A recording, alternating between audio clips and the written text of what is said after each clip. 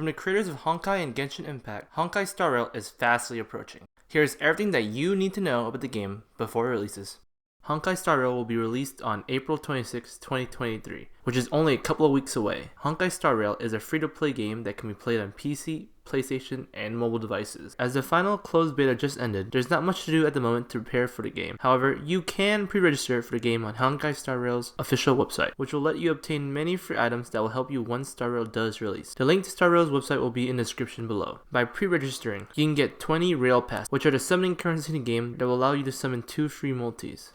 Honkai Star Rail takes place in space, where you'll be able to travel to different worlds. From the Herda space station to Jarlo 6, I hope I did not mispronounce that, there's different areas to experience. You, the protagonist, is otherwise known as the Trailblazer. The Trailblazer is an artificial humanoid that was implanted with a seed rune called the Stellaron. You wake up in the Astral Express and your story starts there.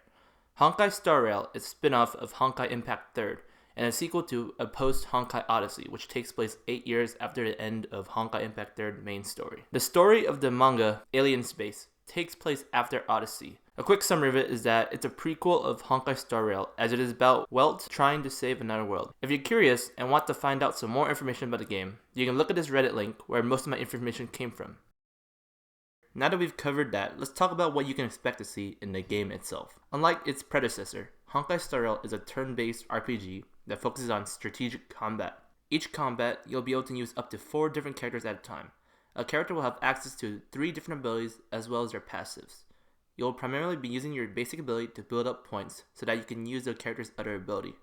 While doing so, you'll also be building up your third ability, which is your ultimate. Each character will have their own element, so it is up to the player to figure out various team compositions that will work. The current elements that you'll be able to play when the game releases are physical, fire, ice, lightning, wind, quantum, and imaginary.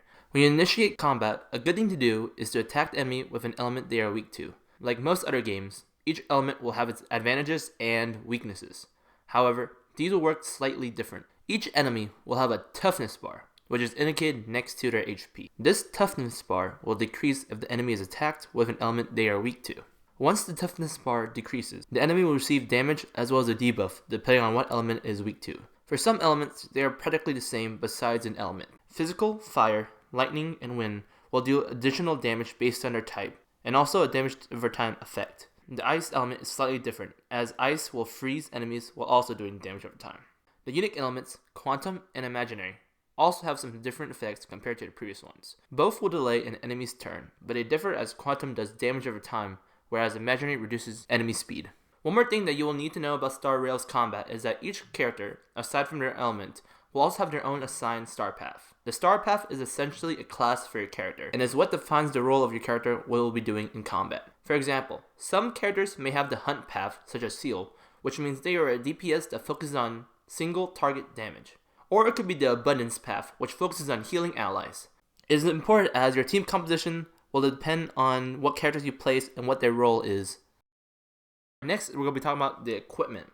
There are 2 main equipment types in the game. They are light cones and relics. Both equipment ranges from 3-star to 5-star in rarity. Light cones are the weapons of the game. Light cones each have their own stats, abilities, as well as their own designated path. Each light cone will be able to be equipped by any character. However, characters will not be able to use the light cone's specific abilities unless the character has the same path as the light cone itself. You can strengthen a light cone by using duplicates of it, allowing for you to increase the light cone's ability rank. Relics in Star Rail are basically the same as artifacts of Genshin. Each relic will give stats to the character, but the relics will have set abilities when equipped in sets of 2 and 4. There are 6 different types of relics: head, hand, body, feet, planar sphere, and link rope. Each item has 1 main stat and up to 4 substats. And now we are at arguably the most important part of the game for most people, the bread and butter, the gacha system. If you have already played Genshin, then you should be really familiar about how the gacha system will be for Star Rail. The drop rates and pity for the banners will be the exact same, just with different names. Wishes that you will do in Genshin are now known as warps in Star Rail. To do warps, you'll need to use passes. Passes are equivalent to fates in Genshin. You'll need 160 stellar jades to obtain 1 pass, which means you'll be able to do 1 warp. You'll be able to use these passes on standard banner, whereas you'll need the special star passes for the character limited banners. Pity for the game is 90 warps. There's one cool thing that's on the standard banner. Once you do 300 warps, you'll be able to select any 5-star from the standard banner. Honestly, it will take some time to get to that 300 mark, but it is better than nothing. A key thing to know when you do warps is that there will be visual and audio indicators for if you got a legendary character or not. 3-star and 4-star you won't see much difference. However, 5-stars have several indicators that you'll get a legendary. 1. The obvious indicator is that there's a yellow border on the door of the train. Duh. 2. The music that is played during summoning is noticeably different. The music on 3-star and 4-star sounds more like they're ascending, whereas 5-star music sounds more like they're descending.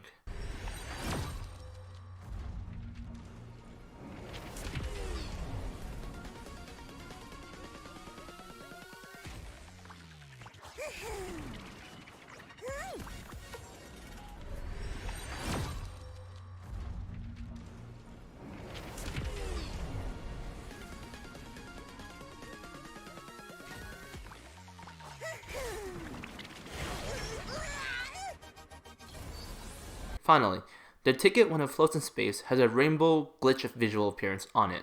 When the game releases, there will be 2 limited character bands to warp for, Jingyuan and Seal. Both are amazing damage dealers. Jingyuan is a multi-target damage carry, whereas Seal is a single target damage carry. Jingyuan's element is lightning, and his path is erudition. Seal's element is quantum, and her path is hunt. In my opinion, I prefer Seal because of how she looks, but honestly, if you get either one of them, then you're set. But just tell me in the comments which one you get, if you do get any, or tell me if you get shafted or not. It was definitely a lot of information that I just went over. Hopefully, this provided enough basic information for you to be able to play Honkai Star Rail when it releases on April 26th. Make sure to subscribe if you want to see some more content regarding Honkai Star Rail and possibly other games down the line. See ya!